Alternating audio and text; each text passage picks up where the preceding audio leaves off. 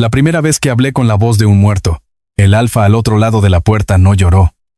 No se quebró y ni siquiera fingió creerme. Se quedó en silencio unos segundos, como si estuviera oliendo la mentira a través del concreto, y luego dijo, con una calma tan helada que me cortó la respiración. Gael no arrastraba las heces cuando tenía miedo.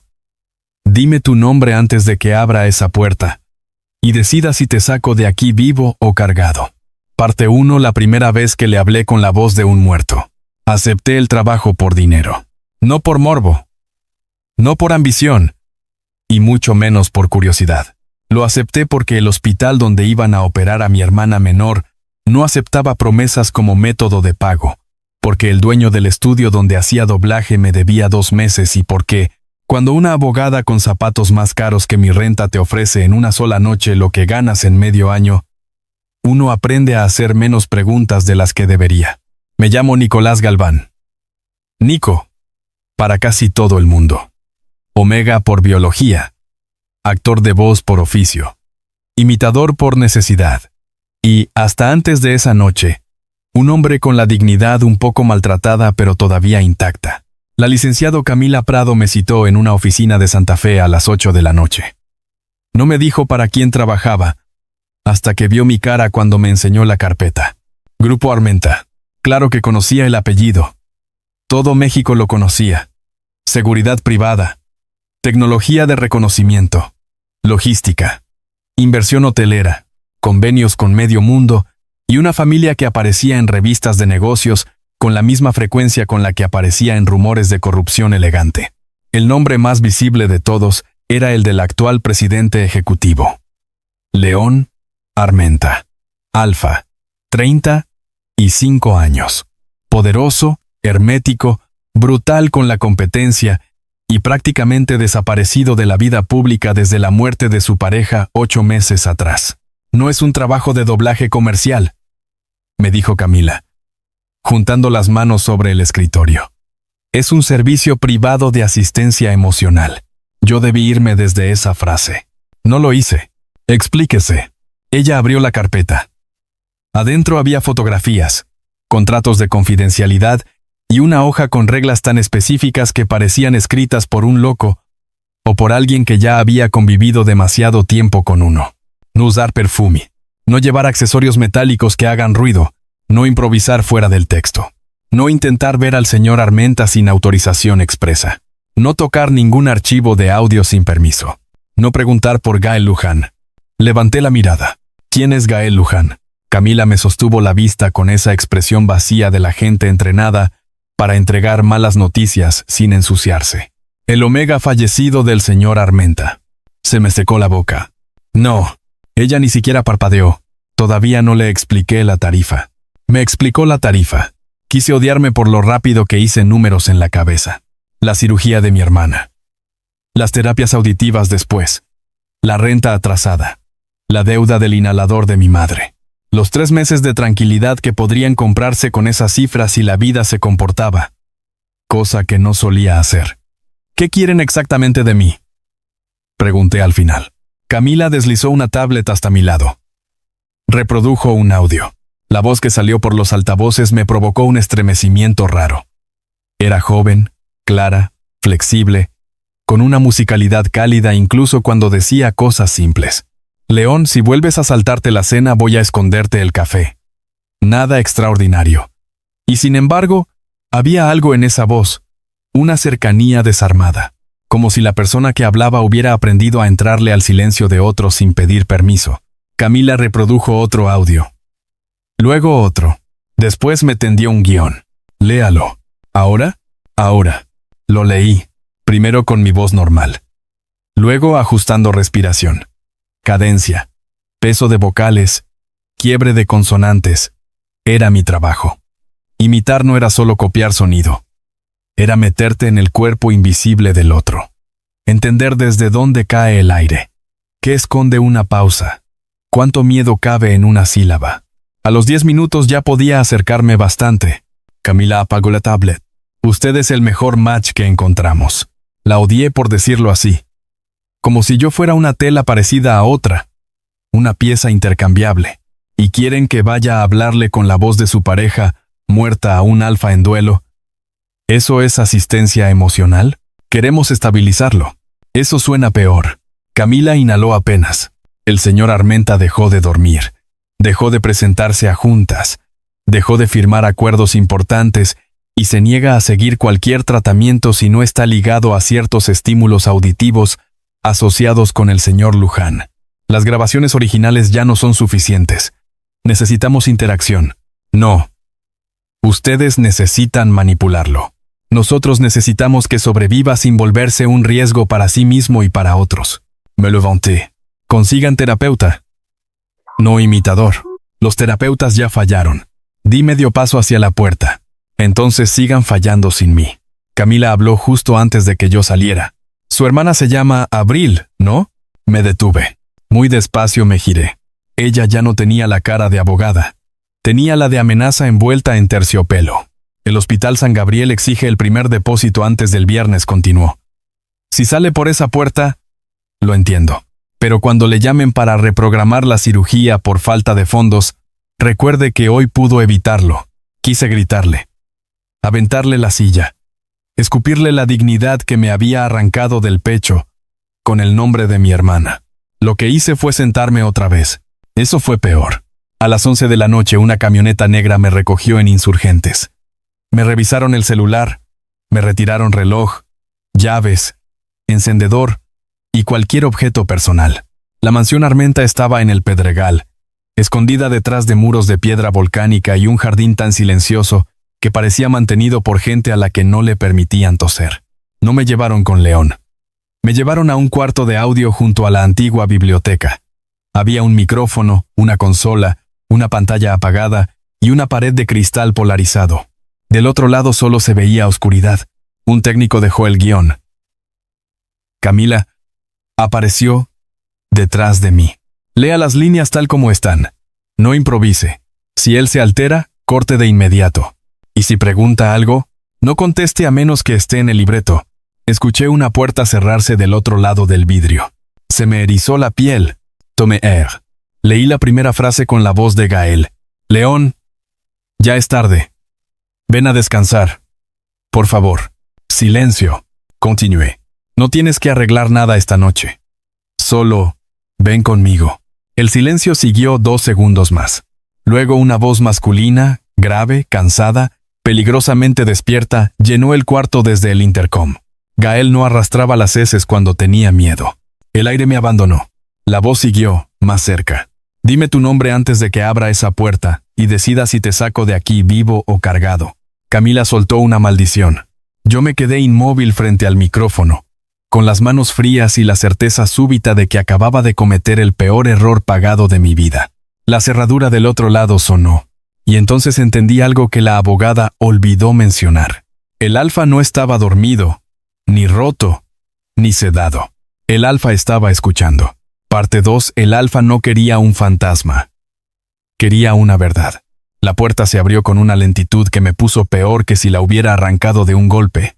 León Armenta entró al cuarto sin prisa, como si el peligro verdadero no fuera él sino el esfuerzo que tendría que hacer para no comportarse como tal.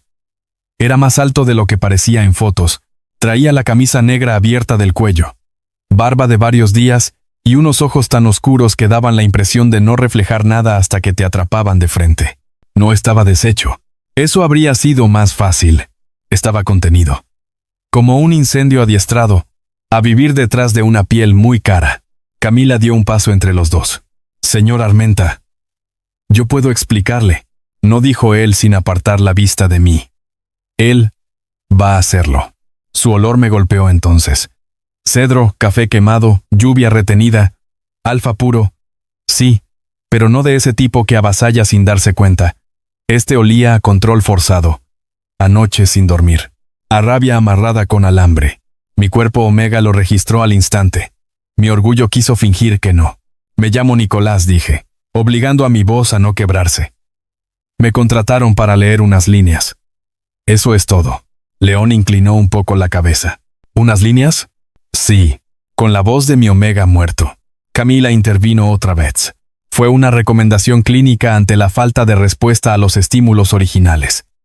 La Junta considera que... León levantó la mano. Ella se calló. Yo no había visto un gesto tan pequeño vaciar un cuarto tan rápido desde mi infancia. Cuando mi madre me callaba en el mercado solo levantando una ceja, porque sabía que ya estaba a punto de pelearme con alguien, León se acercó un paso más. No invadió mi espacio.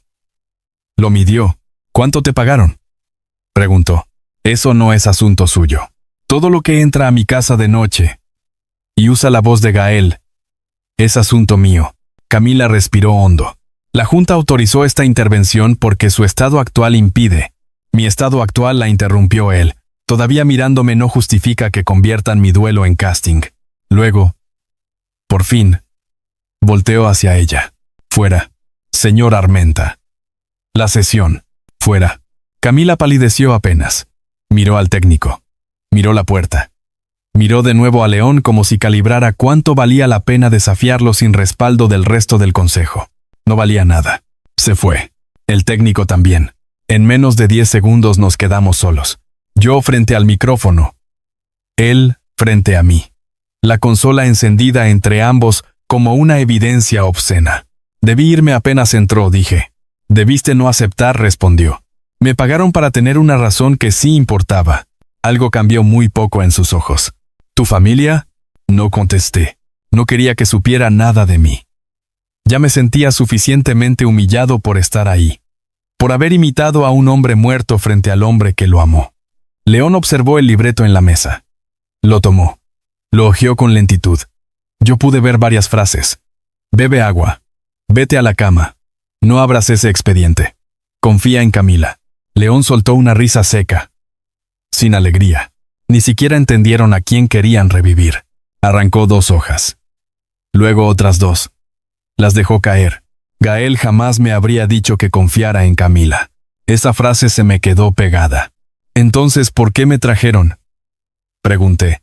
León levantó el intercom apagado entre los dedos y lo dejó otra vez en la mesa. Porque hay algo más que no te dijeron. Se sentó en el borde del escritorio, como si de pronto la furia le hubiera cobrado cansancio. Gael dejó un archivo sonoro encriptado. Una bóveda a la que solo se accede con ciertas frases, ciertas pausas y cierta frecuencia vocal. No es solo la voz, es el patrón completo. La Junta lleva meses buscando a alguien que pueda acercarse lo suficiente para abrirlo. Lo miré sin entender del todo. ¿Y qué hay en esa bóveda? No lo sé. ¿No eres su pareja? ¿No te la habría dejado a ti? Esa vez la risa le salió más rota. Yo también creía que me había dejado todo. No supe qué hacer con esa frase. León se pasó una mano por la barba. Gael era documentalista sonoro. Investigaba con audio. Grababa a escondidas. Guardaba respaldos. 8 meses antes de morir estaba obsesionado con algo dentro del grupo. Dijo que cuando tuviera pruebas me enseñaría todo. Luego, hizo una pausa mínima. Pero bastó. Luego hubo un choque en la carretera a Cuernavaca y me devolvieron una urna. Bajé la mirada al libreto, a la letra impresa que intentó convertir a ese hombre en herramienta de duelo, a mis manos encima de la mesa, a la vergüenza. No sabía nada de eso. Lo sé. Levanté la vista. ¿Cómo? León me sostuvo la mirada un instante. Porque cuando hablaste como él, sonaste técnicamente correcto, pero moralmente incómodo. Fruncí el ceño. Eso ni siquiera significa algo. Para mí sí. Se inclinó hacia el micrófono, imitándome. Ven a descansar, por favor. Luego volvió a su voz normal. Tenías culpa. No crueldad. No sabía si sentirme insultado o visto, y ninguna de las dos cosas me gustó. Entonces despídeme. No. Parpadeé. No. No. Se puso de pie. Si la Junta te encontró, la Junta va a seguir usándote. Prefiero tenerte donde pueda verte. ¿Qué detalle? No es amabilidad. Ya lo noté. León caminó hasta la puerta. Antes de abrirla, dijo algo que me dejó quieto. León caminó hasta la puerta. En una de las últimas pruebas de acceso, el sistema rechazó 3 imitadores y luego reprodujo una pista automática. Una sola frase. Se giró apenas. Si quien intenta entrar me suena demasiado perfecto, no es mío. Sus ojos regresaron a mí. Gael esperaba que alguien mintiera. Tal vez por eso necesito al mentiroso correcto. No supe si reírme o mandarlo al demonio. Y si no quiero ayudarte, entonces te saco de aquí con el pago completo y protejo tu identidad del consejo. Pero antes quiero mostrarte algo. Lo seguí por un pasillo largo hasta una sala privada que olía a madera, vinilo y café frío. Había una pared entera llena de cintas, casetes digitales, micrófonos antiguos y fotografías. En casi todas aparecía el mismo Omega de sonrisa despierta, ojos vivos y manos siempre en movimiento. Gael. Sentí un nudo raro en el pecho. No celos. Sería ridículo. Ni siquiera conocía a León de verdad. Era otra cosa. La incomodidad de entrar en la memoria doméstica de un muerto al que te pagaron por copiar. León encendió un reproductor. La voz de Gael llenó la sala. Si alguien que no sea León está oyendo esto, significa que o me morí, o la familia Armenta volvió a cagarse de miedo. En cualquiera de los dos casos, no confíes en Alma. El audio se cortó. Yo volteé de golpe. ¿Alma? Mi tía, dijo León. Presidenta interina del Consejo Familiar. La junta que me contrató. Exacto. Un escalofrío me recorrió los brazos. León se cruzó de brazos. Así que ahora entiendes por qué te pregunté cuánto te pagaron. ¿Crees que soy parte de esto? Creo que eres un Omega endeudado con muy buen oído al que metieron en una guerra sin explicarle el mapa. Quise ofenderme. No pude. Era cierto. ¿Qué quieres que haga? León dejó una llave pequeña sobre la mesa. Ayúdame a abrir la bóveda de Gael antes de que ellos te usen para abrirla. Y después, te borren del cuarto. Miré la llave. Luego, a él. ¿Y por qué debería confiar en ti? La respuesta tardó un segundo de más. Porque yo fui el único que reconoció que estabas mintiendo, y aún así no dejé que te tocaran. No era una buena razón. El problema era que tampoco era una mala. Y cuando tomé la llave, comprendí que acababa de vender algo más delicado que mi voz. Acababa de venderle mi presencia al duelo de un alfa que no sabía si quería salvarme o convertir mi mentira en la única verdad que todavía le quedaba. Parte 3. La voz muerta empezó a dejarme instrucciones. Si me hubieran preguntado cuál era la forma más humillante de meterme en una conspiración corporativa, jamás habría imaginado que implicaría escuchar al Omega muerto de otro hombre en una sala insonorizada, mientras intentaba descifrar qué partes de su voz eran amor, qué partes eran código, y qué partes eran una despedida que nadie debía oír. La bóveda de Gael no estaba en una computadora visible, ni en una caja fuerte, ni en alguna nube con nombre elegante. Estaba escondida detrás de una pared móvil en su antiguo estudio privado, un cuarto separado de la casa principal por un jardín interior. León me llevó ahí a las 2 de la madrugada, como si ya diera por hecho que yo no pensaba irme. El estudio era hermoso de una manera casi ofensiva, caótico, vivo, lleno de cables, notas adhesivas, fotografías de campo, un par de grabadoras viejas, una consola analógica y una pared entera de libros sobre sonido, periodismo, psicología y derecho. No parecía el santuario de un muerto. Parecía el escritorio de alguien que iba a volver de un café en cualquier momento. Eso me pegó más de lo que esperaba. León se quedó cerca de la puerta, dándome espacio sin fingir que no me estaba observando. El panel se activa con voz, dijo. Ya probamos con respaldos de Gael, pero la secuencia cambia cada cierto tiempo. Es adaptativa. ¿Gael diseñó esto? Con Bruno. Bruno, mi primo. Director de innovación en la empresa. Y sí, ya sé cómo suena eso. No respondí porque justo había encontrado el micrófono central. Debajo tenía una inscripción grabada a mano, con plumón negro. No escuches como ladrón. Escucha como alguien al que también mintieron. Se me erizó la piel. León, ¿qué? Le mostré la frase. Su cara se endureció. No estaba anoche. ¿Seguro? Seguro. Nos miramos un segundo demasiado largo. Había alguien entrando al estudio. O Gael había sido todavía más obsesivo de lo que imaginábamos. Tomé asiento frente a la consola. León activó el sistema principal. Una luz azul se encendió bajo la pared del fondo. Una voz automatizada, armada con fragmentos de la voz de Gael, dijo: primera capa.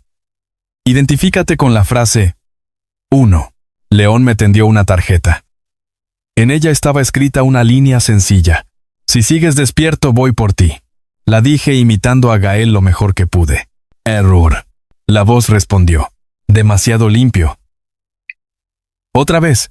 Lo intenté bajando la técnica, dejando entrar respiración, un roce más humano en las R's. Error. León se acercó a la consola. Estás escuchando el timbre. No la intención. Qué útil. Gael no decía esa frase como amenaza ni como ternura. La decía como costumbre, como algo que ya había pasado 100 veces. Cerré los ojos. Intenté imaginarlo. Un Omega atravesando pasillos de madrugada por un Alfa que no duerme. La confianza de decir, voy por ti, como quien dice, ya te conozco. Menos actuación, más memoria prestada. Lo hice otra vez. Esta vez, la luz cambió a verde. La voz automática dijo, segunda capa. Si mientes mejor que yo, todavía no eres suficiente. Yo soteare golpe. León no dijo nada, pero vi algo raro en su expresión. No sorpresa. Algo más parecido a dolor acompañado de orgullo. Como si incluso muerto Gael siguiera llevándole ventaja a todos. Las siguientes capas fueron peores. Frases privadas. Apodos. Inflexiones que no podías aprender solo por oído. En 2 ocasiones, León tuvo que decirme el contexto. Eso se lo decía cuando yo me saltaba los ansiolíticos. Ese tono lo usaba cuando estaba enojado. Pero no quería que el personal lo notara. Ahí no sonrías tanto. Gael se reía con una sola comisura cuando estaba cansado. Cada instrucción me metía más en la intimidad de los dos, y yo odiaba lo mucho que empezaba a entenderlos a través del sonido. En la 6ª capa fallé 3 veces seguidas. A la 4ª, dejé los audífonos sobre la mesa. No puedo. Sí, puedes. No. Me puse de pie. Esto no es una imitación, León. Me estás pidiendo que me meta en la costura de un vínculo que no es mío. Él no retrocedió. Te estoy pidiendo que me ayudes a encontrar por qué lo mataron. La frase cayó entre los dos y ya no hubo forma de fingir otra cosa. Todavía dices, lo mataron, murmuré, porque hace meses dejé de creer en el accidente. El estudio se quedó muy quieto. Yo volví a sentarme. La 7ª capa se abrió a las 3:26 de la mañana. La pared del fondo se deslizó apenas y dejó ver un compartimento negro con un solo dispositivo adentro. Una grabadora portátil protegida por espuma. Encima, una nota escrita con la letra de Gael. Si llegaste hasta aquí, primero escucha. Luego decide a quién odias. León tomó la grabadora con una delicadeza que me sorprendió. La puso sobre la consola. Reprodujo el archivo 1. La voz de Gael salió clara, rápida, viva. León, si eres tú, ya voy tarde. Si no eres tú, ojalá tengas mejor carácter que mi Alfa. León bajó la mirada. Casi sonrió. El audio siguió. No pude dejar esto en texto porque Bruno revisa mis respaldos escritos. Sí, Bruno. Si estás oyendo esto, primo de mierda, ojalá ya tengas abogado. Una respiración. Hay pagos triangulados entre Armenta Tech, la fundación y 2 empresas fachada ligadas al software de autenticación de voz. Están usando prototipos para autorizar movimientos falsos en almacenes, seguridad de rutas y accesos restringidos. Si sale mal, culpan al personal tercero. Si sale bien, nadie pregunta. Encontré nombres, encontré fechas. Y encontré algo peor. Alguien dentro de la familia lo usa para tapar un homicidio industrial viejo. Mi corazón se detuvo un segundo. Homicidio industrial. Mi padre había muerto en un incendio de almacén cuando yo tenía 12 años. Oficialmente fue una falla eléctrica. Extraoficialmente, una cadena de negligencias y permisos alterados. Nunca pudimos probar nada. Gael siguió. También dejé copia externa en un casillero de la línea 3. No confíes en Alma. No confíes en Bruno. Y si el Omega que te ayuda a abrir esto todavía está ahí, dile que los que aprenden a vivir con otra voz suelen escuchar mejor la verdad. Se cortó. Yo me quedé inmóvil. León también. ¿Cómo demonios sabía que habría otro Omega? Pregunté. Gael desconfiaba de todos menos de 3 personas, dijo León. De mí, de Renata y de los que trabajaban con sonido.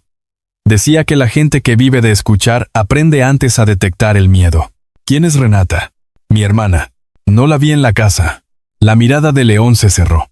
porque desde el funeral no le permiten verme a solas. Dijeron que el duelo la descompensó.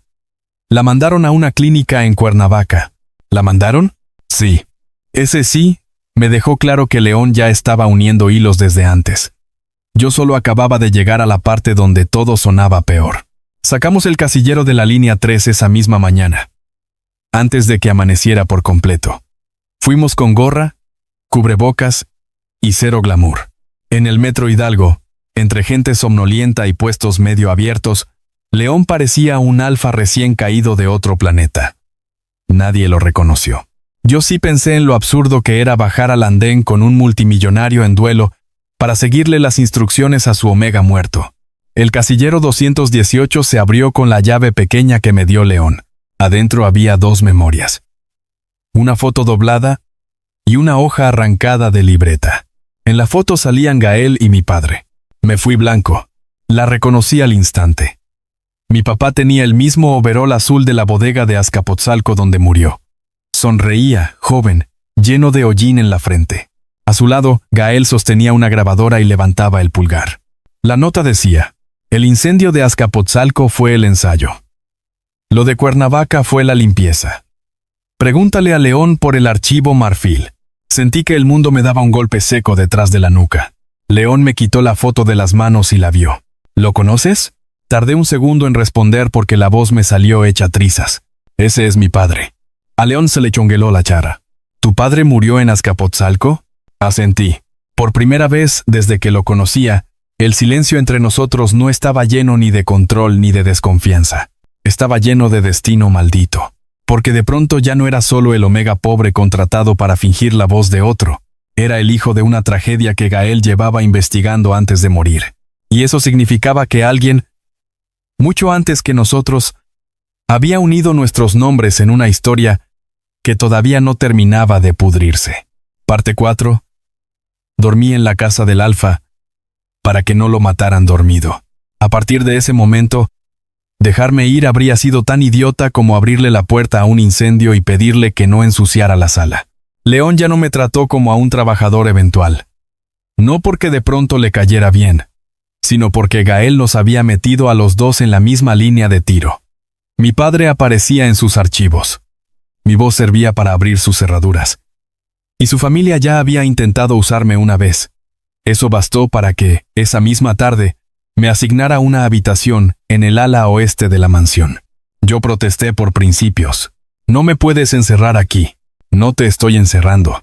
Entonces explícame por qué hay 2 guardias afuera de la puerta.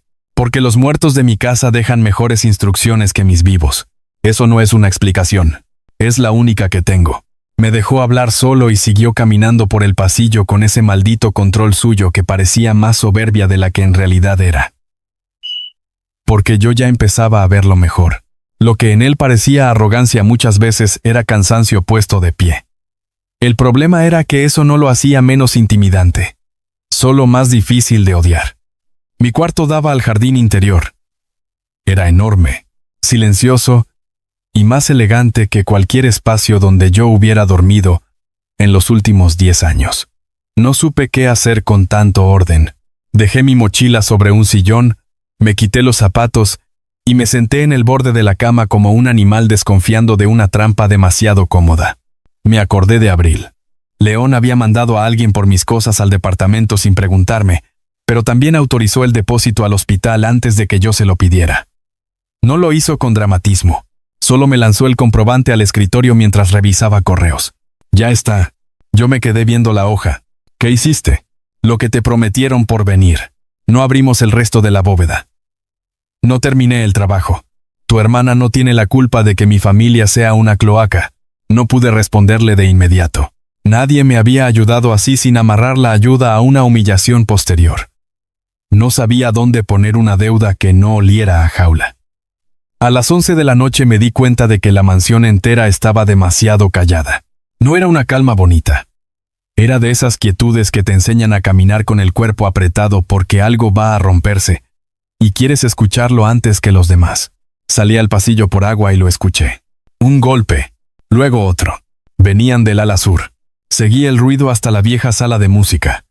La puerta estaba entreabierta. Adentro encontré a León con las manos apoyadas sobre el piano cerrado, la respiración corta y un vaso roto en el suelo. A su lado había una charola con té y una cápsula blanca sin tomar. ¿Qué haces despierto?, preguntó sin voltear. Lo mismo podría preguntarte. Esta es mi casa, y ese es mi insomnio. Podemos compartir nacionalidad del problema. Esa vez sí volteó. Tenía los ojos más oscuros que de costumbre, la camisa pegada a la espalda, y ese temblor mínimo en la mandíbula que solo te sale cuando llevas demasiado tiempo apretando cosas que deberían romperte. Vete a dormir, Nico. Era la primera vez que me decía Nico. No, señor. No, muchacho. No, Omega. No, imitador. Nico. Me apoyé en el marco. No te tomaste la pastilla. Excelente oído. Me gano la vida con eso. León soltó aire por la nariz. Apenas. No la tomo porque no quiero dormir. Eso sí no te lo recomiendo. Yo tomo malas decisiones despierto. Tú pareces tomarlas incluso peor. No necesito que me cuides. Entonces deja de sonar como alguien a punto de desarmarse. Y me voy feliz a mi cuarto. Nos quedamos viendo. Largo, incómodo, peligroso. Al final se dejó caer en el sillón junto al piano y se frotó la frente. Cuando duermo sueño el choque, dijo sin mirarme. Pero no como lo reportaron. Lo sueño con otra voz. Con alguien más en el auto. Y siempre despierto antes de verle la cara. No sabía si estaba hablando conmigo o con la habitación. Cerré la puerta detrás de mí y entré. ¿Gael manejaba? No. Entonces, ¿por qué reportaron que perdió el control? Porque alguien decidió que esa era la versión útil. Me senté en la esquina opuesta del piano. ¿Y por eso no duermes? León me miró con cansancio real. No duermo porque cuando cierro los ojos puedo oír que esa noche él trató de decirme algo en una llamada que nunca completó. La grabación quedó cortada. Yo siempre pensé que era por el impacto. Ahora ya no estoy tan seguro. El silencio que siguió fue extraño. No íntimo. Todavía no. Pero sí distinto. Como si los dos ya estuviéramos demasiado adentro de algo para seguir fingiendo que esto era solo un acuerdo laboral. Tomé la cápsula de la charola y la puse sobre el piano. Tómatela. No. Te ves fatal. Gracias. Lo digo con profesionalismo. Eso le arrancó un gesto mínimo que casi parecía una sonrisa. Casi. Me crucé de brazos. ¿Gael te hablaba cuando te pasaba esto?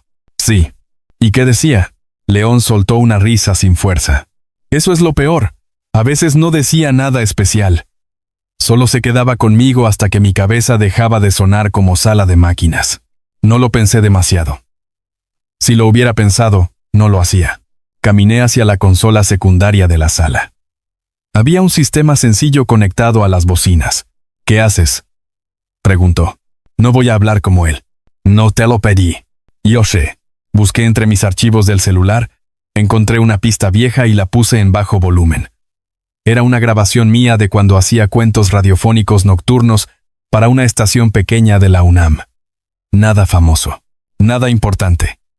Solo mi voz normal leyendo un texto tranquilo sobre lluvia y trenes. León me observó con una desconfianza rara. ¿Qué demonios es esto? Mi voz dije. La mía. Si no puedes dormir con la de un muerto, prueba con la de alguien que todavía respira. Él se quedó inmóvil. Yo también. La narración siguió corriendo.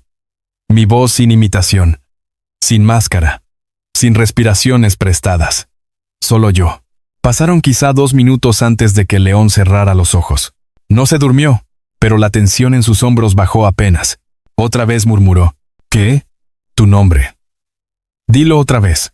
Me desconcertó. Nicolás. Negó con la cabeza, como lo dijiste hace rato. Entonces entendí. En la pista, antes de leer, yo había dicho, soy Nico, y si no puedes dormir te acompaño un rato. Me ardió algo extraño en el pecho. Soy Nico, repetí despacio. León abrió los ojos y me miró como si esa frase hubiera cruzado una distancia mucho más peligrosa que la del cuarto.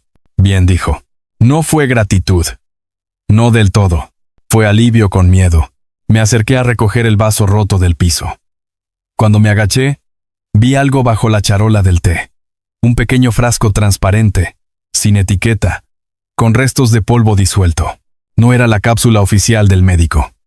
Era otra cosa. Lo guardé en la manga sin decir nada. A la mañana siguiente mandé analizar la sustancia con ayuda de un amigo químico que me debía favores desde la universidad. Sedante. En microdosis. Administración repetida. Alguien estaba manteniendo a León vulnerable dentro de su propia casa mientras afuera discutían si estaba apto para seguir dirigiendo el grupo. Le enseñé el resultado en el estudio, junto a la consola de Gael. No pareció sorprendido. Eso me dio más miedo que el hallazgo. ¿Desde cuándo lo sospechas? Desde que empecé a olvidar juntas enteras y a encontrarme firmando autorizaciones que no recordaba haber leído. ¿Y no dijiste nada? ¿A quién? ¿A la tía que preside la junta? ¿Al primo que diseñó el sistema de voz? ¿Al médico que ellos asignaron después de la muerte de Gael? No tuve respuesta. León dejó el informe en la mesa. Por eso necesito abrir lo que falta. Gael no solo grabó delitos, dejó ruta de salida. Yo iba a contestar algo cuando sonó el intercom del estudio. La voz de seguridad anunció: «Señor Armenta, el doctor Baeza ya llegó para su revisión». León y yo nos miramos al mismo tiempo. Después, casi a la vez, entendimos lo mismo. El hombre que lo había estado dopando acababa de entrar a la casa, mientras el frasco seguía escondido en mi bolsillo. Parte 5. El muerto dejó grabado el nombre del asesino. Yo conocía el miedo económico, el miedo de hospital, el miedo de no saber si mañana iba a alcanzar para comer y para medicina al mismo tiempo. Pero el miedo de estar sentado en el estudio de un Omega muerto con un frasco de sedante escondido en la ropa, mientras el médico que probablemente llevaba meses drogando al alfa de la casa caminaba hacia nosotros, era otra especie, más limpia, más animal. León reaccionó antes que yo. Abrió un cajón, sacó una caja vacía de micrófonos y me la tendió. Adentro. ¿Qué? No te estoy preguntando. No pienso meterme a una caja. La expresión con la que me miró decía que, si había un peor momento para ponernos tercos, ese era precisamente ese. Nico. Algo en su voz me hizo obedecer. Me escondí en el compartimento lateral del estudio, detrás del panel móvil, con espacio apenas suficiente para respirar sin hacer ruido. León dejó el frasco en la consola junto a otros cables, como si nunca hubiera estado conmigo. Luego apagó la mitad de las luces y abrió la puerta justo cuando tocaban. El doctor Baeza entró oliendo a desinfectante caro y a gente acostumbrada a dar malas noticias con voz de cuna. 50 años, gafas finas, traje gris, modales que querían parecer tranquilos y a mí me daban ganas de romperle la nariz sin haber cruzado una sola palabra con él. León dijo: «Dijeron que no bajaste a revisión». Tenía trabajo. Dormiste 3 horas. Qué observador. Escuché pasos. Un papel. Te traje el ajuste nuevo, continuó Baeza. Tus episodios de hiperalerta siguen empeorando. Sin el tratamiento correcto, vas a terminar lastimándote. O tal vez lastimando a la persona correcta. Hubo un silencio breve. No estás bien, dijo el médico. Lo dices como si eso todavía sorprendiera a alguien. Yo quería asomarme. No lo hice. Baeza bajó la voz. Alma está preocupada. La junta también. Lo de anoche con el imitador fue un despropósito. No debieron exponerte a un disparador tan directo. Pero tampoco puedes aferrarte a que Gael dejó respuestas mágicas. Lo que necesitas es descanso. Qué casualidad, dijo León. Justo ayer encontré evidencia de que alguien lleva meses ayudándome a descansar sin mi consentimiento. Escuché el frasco rodar sobre la consola. Silencio. Puro. Crudo. León siguió. ¿Quieres explicarme por qué esto estaba en mi té? Baeza no respondió de inmediato. Cuando lo hizo, su tono había cambiado apenas. Lo suficiente para olerse culpable. Microdosis. No para dañarte. Para estabilizar. ¿Quién te autorizó? No puedes pretender dirigir un conglomerado en el estado en que estabas. Esa no fue la pregunta. Alma firmó la continuidad terapéutica por riesgo conductual. Alma. No pude evitar apretar las manos dentro del escondite. León no gritó. Qué lástima. Para todos. Te voy a hacer una sola pregunta más. Doctor dijo con una calma que me heló. Y te conviene elegir bien tu conciencia. Pausa. ¿Qué más sabes de la muerte de Gael? 1 segundo. 2. Luego, Baeza soltó algo parecido a una risa triste. Sabía que ibas a llegar ahí. Entonces habla. Sé que no era el blanco principal. El piso se me fue debajo. León también dejó de sonar humano un momento. ¿Qué acabas de decir? Esa noche siguió Baeza. Más bajo el que debía ir en ese auto eras tú. Gael insistió en salir primero porque traía una copia de algo. Tú ibas a alcanzarlo media hora después. El plan se adelantó. Yo ya no podía ni respirar bien. León dio un paso. Otro. ¿Quién dio la orden? No lo sé completo. Mentía. Hasta desde mi escondite podía oírle la mentira pegada al paladar. León también. Última oportunidad. Baeza tragó saliva.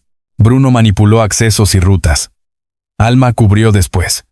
Yo solo recibí instrucciones de contenerte cuando empezaste a sospechar. Dijeron que si te mantenían sedado, la junta podría tomar control sin escándalo. Quise salir de ahí y arrancarle la cara. Pero León se me adelantó incluso sin verme. El golpe contra la mesa sonó seco. No supe si lo empujó o solo le clavó la mano en el cuello de la camisa. Pero cuando me asomé por la rendija, Baeza estaba contra la pared con los ojos desorbitados y la elegancia completamente disuelta. «Lo vas a repetir», murmuró León. «Con abogado. Con fiscalía. Y con cada cámara que haga falta. Si me hundo, se hunden todos». Esa era la idea. León lo soltó. Baeza cayó casi de rodillas, acomodándose la corbata con manos temblorosas. «No sabes lo que hay detrás», dijo, tosiendo. «Esto ya no es solo la familia. Hay contratos de gobierno, licitaciones, un programa piloto de autenticación de voz usado en custodias y rutas.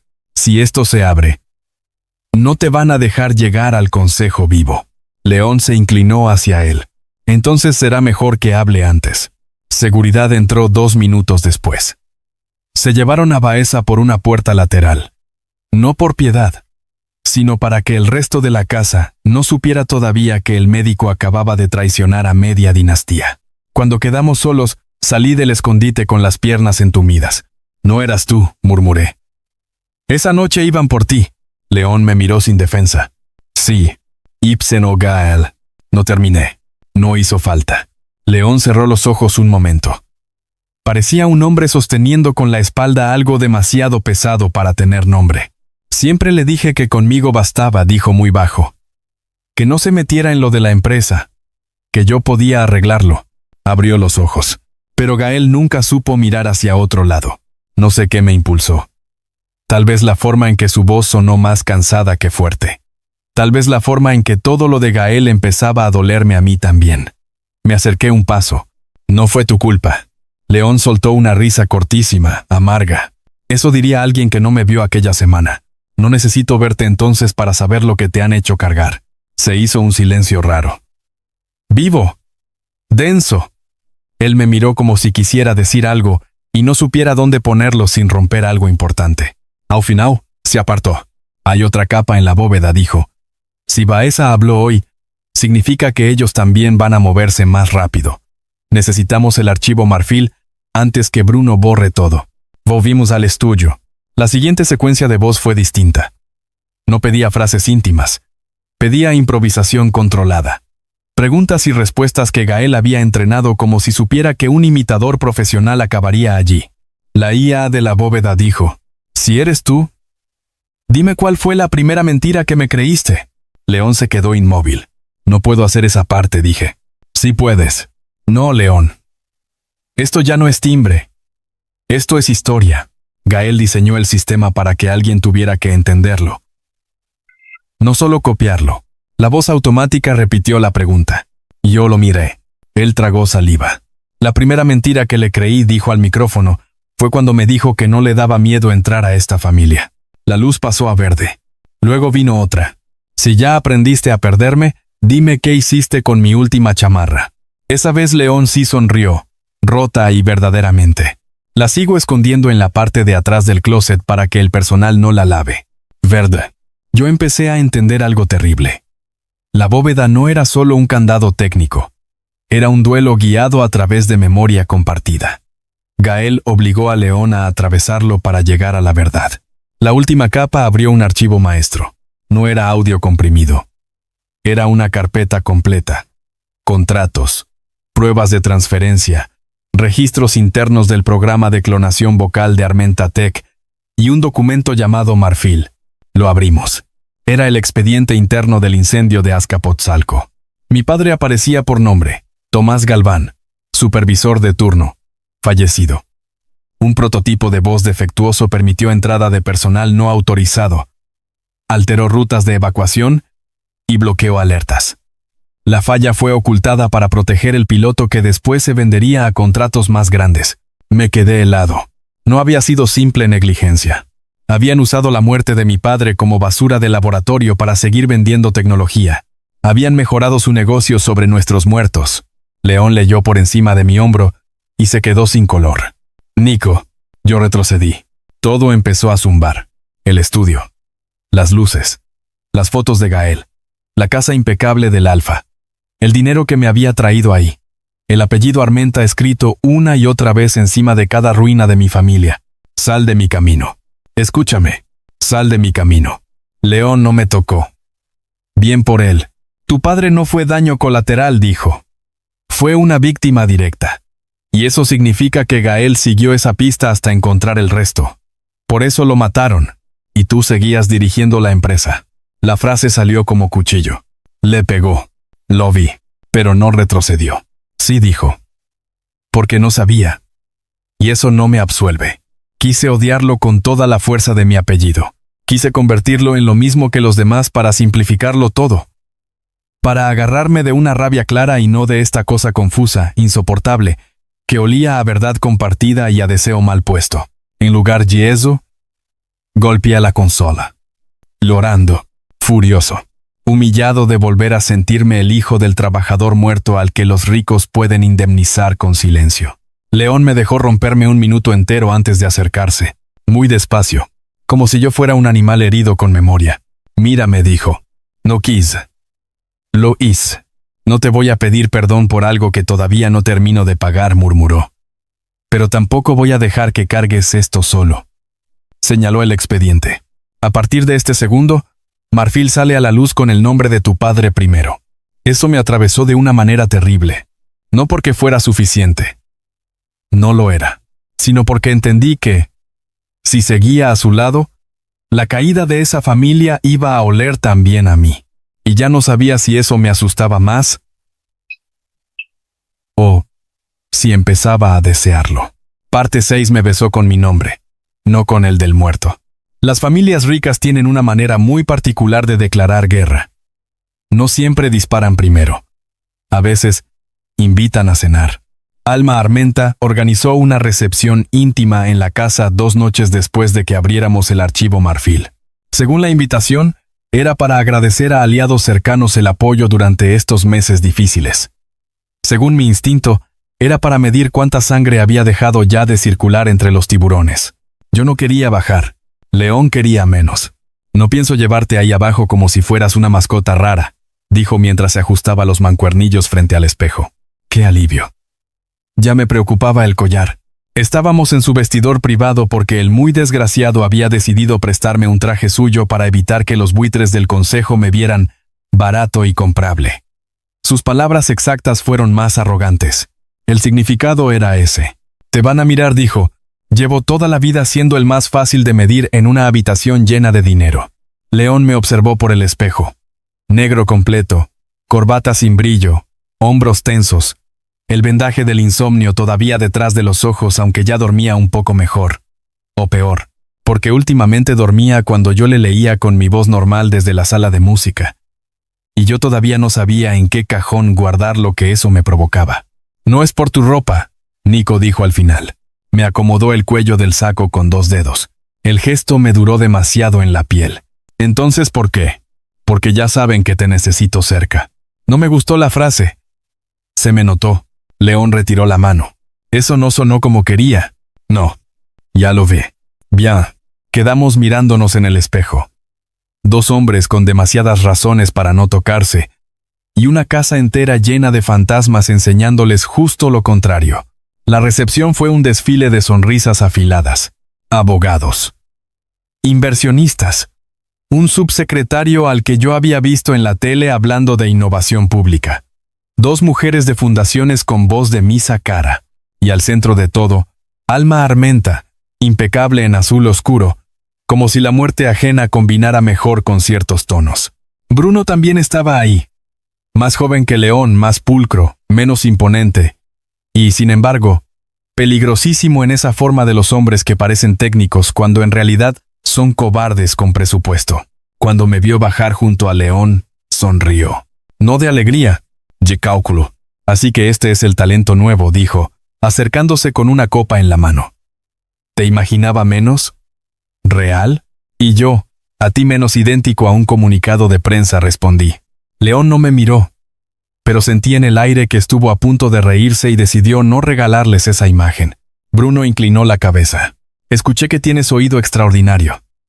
Debe ser útil, sobre todo cuando uno necesita vivir de sonar como otro. León dio un paso apenas. Cuidado. Bruno levantó la copa. ¿Con qué? ¿Con decir la verdad? Volteó hacia mí.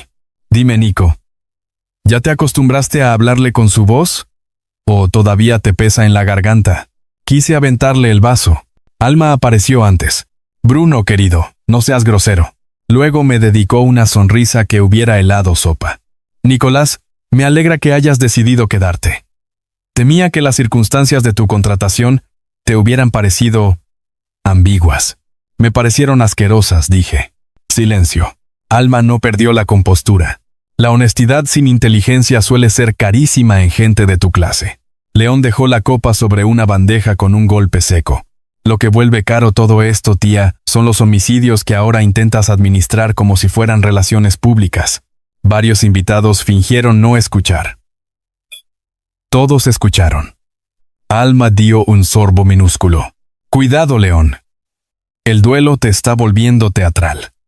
Y a ti te volvió homicida hace años. Bruno me miró entonces, de una forma distinta. Como si ya hubiera decidido que yo no era accesorio, sino obstáculo. Se acercó lo suficiente para que solo yo lo oyera. Deberías irte antes de que te usen como a los otros muertos. Retrocedí apenas. León lo notó. 5 minutos después me sacó de la recepción sin pedir permiso a nadie. Cruzamos el jardín interior, subimos por la escalera trasera y no se detuvo hasta llegar al estudio de Gael. Cerró la puerta. Yo todavía venía ardiendo. No necesito que me rescates cada vez que tu familia decide ser basura. No te saqué por eso. Entonces, ¿por qué? León se quitó el saco de golpe y lo dejó caer sobre el sillón. Porque Bruno estaba intentando leerte el miedo. Y cuando te pones así, empiezas a respirar como cuando imitaste a Gael la primera noche. Me quedé quieto. Él también. ¿Y eso qué significa? Pregunté. Que empiezo a reconocerte demasiado bien. La frase se instaló entre nosotros y ya no hubo manera de fingir que esto seguía siendo solo una alianza de emergencia. Yo me apoyé en la consola de Gael. Mala idea. Peor idea fue sostenerle la mirada. Pues acostúmbrate. Eso es precisamente lo que me preocupa. ¿Qué? ¿Que deje de sonarte útil? León negó con una lentitud casi cansada. Que deje de sonarme peligroso. No sabía si quería que se acercara o que se fuera. Por fortuna o por maldición, hizo lo primero. Se quedó a un palmo. Lo suficiente para que su olor me pegara directo en la parte más estúpida del sistema nervioso. Mi cuerpo reaccionó.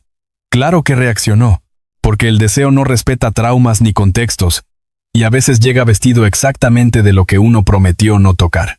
Necesito preguntarte algo, dijo León. No prometo responder bonito. Cuando me lees de noche, con tu voz, ¿te duele? Tardé en entender de qué hablaba. Luego me dolió haber entendido. ¿Porque te recuerdo que no soy él? Porque yo podría olvidarlo durante un segundo. Y tú no mereces pagar ese segundo. Eso me partió más de lo que habría logrado cualquier disculpa, porque ahí estaba. La verdadera grieta. No era que León me deseara como sustituto, era que le aterraba la posibilidad de hacerlo. Yo tragué saliva. Al principio sí dolía, admití. Le sostuve la mirada, porque sentía que te estabas quedando conmigo solo en los espacios donde él faltaba. Como si yo fuera el parche de una herida que no me correspondía. León no se movió. No intentó defenderse.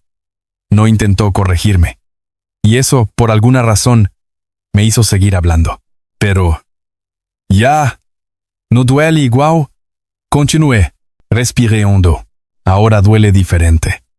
porque cuando me miras, a veces siento que sí sabes que soy yo, y aún así, te da miedo necesitarme. La verdad nos cayó encima de golpe, no porque fuera nueva, porque por fin la dijimos sin esconderla detrás de Gael, detrás de la empresa, detrás de la investigación, detrás del duelo o detrás del trabajo sucio que nos había puesto en el mismo cuarto. León bajó la vista un segundo. Luego, volvió a mí. Sí, dijo al fin. Me da miedo. No esperaba que lo admitiera tan limpio. ¿Qué parte? Pregunté. Su voz salió más baja. La parte en la que tu nombre ya no me salva de nada. Sentí que algo dentro de mí se quedaba sin aire. León dio un paso más. Cuando hablas con tu voz, dijo, el cuarto suena distinto. No menos doloroso. Distinto. Su mano rozó apenas la consola, sin tocarme todavía. Y si me acerco demasiado a eso, ya no puedo seguir fingiendo que solo te necesito para abrir archivos o para demostrar que Gael sospechaba bien. Yo ya no podía apartar la mirada. Entonces deja de fingir. La frase me salió antes de que pudiera detenerla. León se quedó inmóvil. Nico, no voy a dejar que me uses para reemplazar a un muerto, dije, con la garganta tensa. Pero tampoco voy a seguir haciéndome pendejo mientras esta casa entera me obliga a escucharte respirar como si cada noche estuvieras a punto de romperte. Sus ojos se cerraron apenas. Como si esa palabra exacta, Nico, acabara de hacerle más daño que cualquier prueba. No quiero reemplazar a nadie, murmuró. Eso sería la forma más cobarde de destruir lo que él fue y lo que tú eres. Entonces dime qué soy. La distancia entre nosotros se volvió insoportable. León levantó la mano. La dejó suspendida a un lado de mi cara, esperándome. No ordenando. Esperando. Yo cerré ese último espacio. Su palma cayó en mi mejilla con una lentitud tan cuidadosa que por un segundo odié cuánto la necesitaba. No había hambre en el gesto. Había reconocimiento. Como si llevara semanas queriendo asegurarse de que yo seguía ahí y de que por fin podía tocarme, sin mentirse sobre el nombre. Eres el único hombre al que he escuchado mentir con la voz de otro y quedarse lo suficiente para que yo aprendiera la suya, dijo.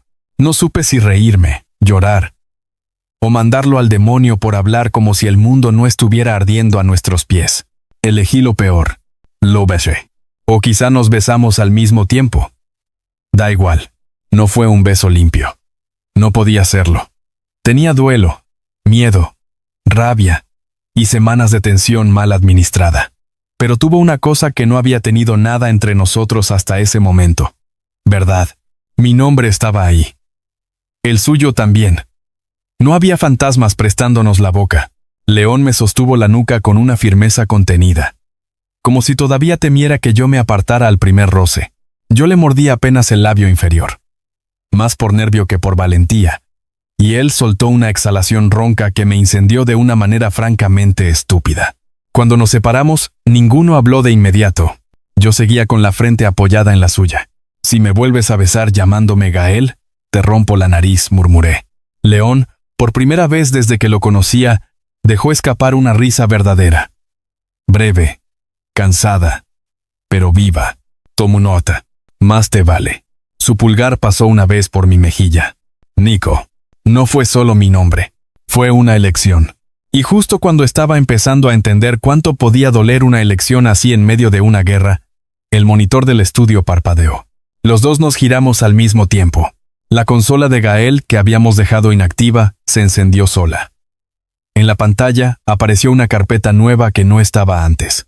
Si León por fin dejó de hacerse pendejo. Abre esto. Se me escapó una risa incrédula. Odio lo mucho que me está cayendo bien un muerto al que nunca conocí. León se pasó la mano por la boca, todavía respirando distinto. Gael programó disparadores contextuales. Micrófonos ambientales. Palabras clave. Patrones de voz. Me miró apenas. Probablemente llevaba meses esperando que yo dijera tu nombre suficiente veces cerca del sistema. ¿Tu Omega muerto hackeó tu duelo? Sí. Icono. La carpeta contenía un solo archivo de audio y un video comprimido. Reproducimos primero el audio. La voz de Gael salió clara. Rápida. Insoportablemente viva. Bueno. Si están oyendo esto, o León ya dejó de lamerse las heridas como un lobo imbécil, o el Omega que encontraste tiene más paciencia que yo. En ambos casos, felicidades. Ahora escuchen con atención, porque ya no hay tiempo. León cerró los ojos un segundo. Yo sentí que se me aflojaba el pecho de pura ternura y desgracia. Gael siguió. Bruno no trabaja solo. Alma tampoco. El programa de clonación de voz no era para accesos corporativos nada más. Lo estaban ofreciendo en pruebas discretas para custodias de traslado, terminales privadas, almacenes y un proyecto de seguridad pública piloto. Si esto sale mal, no van a intentar limpiar primero los archivos. Van a intentar limpiar personas. Una pausa. Renata tiene la llave física del respaldo final. No está enferma. La encerraron. Clínica Santa Irene, Pabellón Norte. Cuarto 14. Nombre falso. Elisa Montalvo. Si llegan tarde van a decir que se descompensó sola. Miré a León. Su rostro se volvió piedra. Gael siguió. Y otra cosa. Si el Omega que te acompaña aún está ahí, no lo apartes cuando empiece lo feo. Lo van a querer usar como prueba de que todo fue manipulación emocional. Si lo dejas solo, se lo comen. El archivo terminó.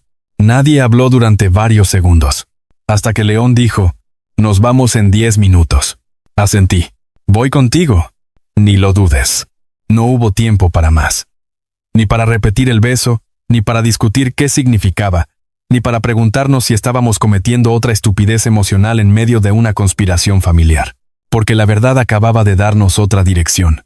Y si Gael tenía razón, la siguiente persona a la que querían borrar seguía viva. Por muy poco. Parte 7. Rescatamos a la hermana del Alfa, antes de que la volvieran locura oficial. La clínica Santa Irene estaba en Cuernavaca, escondida detrás de árboles recortados, bardas blancas, y ese tipo de arquitectura que parece diseñada para tranquilizar familiares ricos, mientras entierra discretamente a quienes les estorban. Centro Integral de Descanso Neuroemocional, decía el letrero. Yo ya había aprendido a desconfiar de cualquier lugar que necesitara 3 palabras suaves para ocultar una jaula. León no quiso esperar a fiscalía. Tenía razón, y estaba mal al mismo tiempo. Técnicamente lo que hicimos bordeaba media docena de delitos. Moralmente, si llegábamos con orden judicial a una clínica controlada por aliados de Alma, Renata iba a recaer antes de que alguien alcanzara a tocar el timbre. Íbamos solo 4. León, Mendoza, una escolta llamada Julia que parecía capaz de desarmar un tanque con una liga para el cabello, y yo. Mi función, según León, era quedarme en la camioneta si las cosas se ponían feas. Mi decisión, por supuesto, era ignorarlo en el momento oportuno. El problema era entrar al Pabellón Norte sin activar protocolos. La solución era obscena. Armenta Tech había instalado en Santa Irene un sistema piloto de verificación vocal para accesos internos. O sea, literalmente el tipo de tecnología podrida que estábamos tratando de exponer. Mendoza me mostró el plano. Si imitas a Bruno en este punto, el sistema nos abre el corredor de registros y la estación de enfermería. Y si no sale, entonces León derriba la puerta. Y luego, fingimos sorpresa. León me miró. No te estoy pidiendo esto como patrón. Qué alivio, dije. Porque como patrón, tienes pésima reputación. Julia soltó una risa que intentó disimular tosiendo. Grabamos a Bruno lo suficiente la noche de la recepción para capturar fraseo, apoyo, nasalidad leve, la forma en que mordía ciertas R's cuando quería sonar superior. No era difícil de imitar. Los hombres como él se construyen tanto que dejan patrones por todas partes. En la entrada del corredor privado acerqué el rostro al panel y dije con su voz: autoriza mantenimiento silencioso en Pabellón Norte. Código espejo 9. Luz amarilla. Error. Mendoza miró alrededor. Otra vez. Respiré distinto. Menos actor. Más desprecio. Autoriza mantenimiento silencioso en Pabellón Norte. Código espejo 9. Luz verde. La puerta se abrió. A veces me preocupa lo bien que haces eso, murmuró León. Pues deja de meterte con actores de voz. Avanzamos rápido. 2 enfermeros cayeron dormidos gracias a un sedante de Julia. Una recepcionista levantó el teléfono. pero Mendoza le mostró una placa lo suficientemente oficial para congelarla. En el cuarto 14 encontramos primero el silencio. Luego el olor a encierro. Luego, a Renata. Estaba sentada en una cama blanca con una cobija encima de las piernas, leyendo un libro como si el mundo no acabara de fracturarse. Tenía el mismo tipo de ojos oscuros que León, pero más vivos, más irónicos. Al vernos, no gritó. Ni siquiera se sorprendió demasiado. Solo miró a su hermano y dijo, «Tardaste un chingo». León se quedó quieto. Yo vi el momento exacto en que el alfa más controlado del país dejó de ser un presidente corporativo para volver a ser un hermano. Cruzó el cuarto en 2 pasos. Renata se puso de pie justo cuando él llegó hasta ella, y lo abrazó con una violencia contenida que parecía vieja, como si llevara meses ensayando esa necesidad sin permitirse sentirla. Yo aparté la mirada porque había cosas demasiado íntimas, incluso para una guerra. ¿Te hicieron daño?, preguntó León. «Solo el suficiente para que la clínica siga cobrando», respondió ella. Su voz estaba cansada, pero intacta. Fue entonces cuando me vio de verdad. Se apartó un poco de León, me recorrió con la mirada y arqueó una ceja. «Así que tú eres el Omega de la voz prestada». Yo parpadeé. «Hola, supongo». Renata sonrió de lado. «Gael te imaginó menos guapo». León abrió la boca, quizá para regañarla, pero ella ya estaba moviéndose. Sacó de debajo del colchón una bolsita de tela amarrada con cordón. «Aquí está la llave física», dijo. «Y antes de que me preguntes por qué no la escondí mejor, porque nadie revisa donde creen que una loca solo guarda medicinas». Dentro había una memoria roja con la palabra final escrita en cinta adhesiva, una llave USB antigua y un anillo pequeño de plata. León tocó el anillo como si quemara. «Era de Gael», explicó Renata, más suave. «Me lo dejó la última vez que vino. Dijo que si algo salía mal, tú ibas a tardar en creerle a los vivos, pero no a sus obsesiones». Nos fuimos de la clínica con ella 10 minutos después de desactivar media planta usando otra vez la voz de Bruno y por seguridad la de Alma. Sí, también la imité. Sí, me sentí sucio. Sí, funcionó. De vuelta en la camioneta, Renata bebió agua en silencio durante varios minutos. Luego me miró desde el asiento trasero. «¿Tu padre era Tomás Galván?». Asentí. Ella bajó la vista. Gael me habló de él. Dijo que nunca había visto a un trabajador reclamar seguridad con tanta dignidad frente a gente tan pequeña. Volvió a mí. Cuando murió, Gael entendió que el proyecto no era solo fraude. No sabía si quería agradecerle o llorar. Elegí no hacer ninguna de las dos porque aún no podía respirar parejo. Llegamos a la casa antes del amanecer. Renata pidió café, un cargador y una computadora. Cero drama, cero pausa. Se parecía demasiado a León y al mismo tiempo se parecía en todo lo que él había tenido que amputarse para sobrevivir a esa familia. La memoria roja contenía el respaldo final de Gael. Contratos, rutas de financiamiento, pruebas del proyecto piloto de clonación vocal y, peor aún, un video en el que Bruno explicaba cómo un sistema suficientemente convincente podía falsificar autorizaciones de acceso y después generar registros de voz coherentes para culpar a un tercero. Con la muestra correcta, decía Bruno en pantalla, «No necesitas la presencia del responsable, solo su firma vocal». Mendoza soltó una maldición. Yo me quedé helado. León apretó los puños. Renata abrió otro archivo. Era una llamada cortada. Fecha: la noche del choque. Se escuchaba ruido de carretera. La respiración acelerada de Gael. Su voz: «León, escúchame. Si no llego». No fue Bruno nada más. Alma firmó Marfil.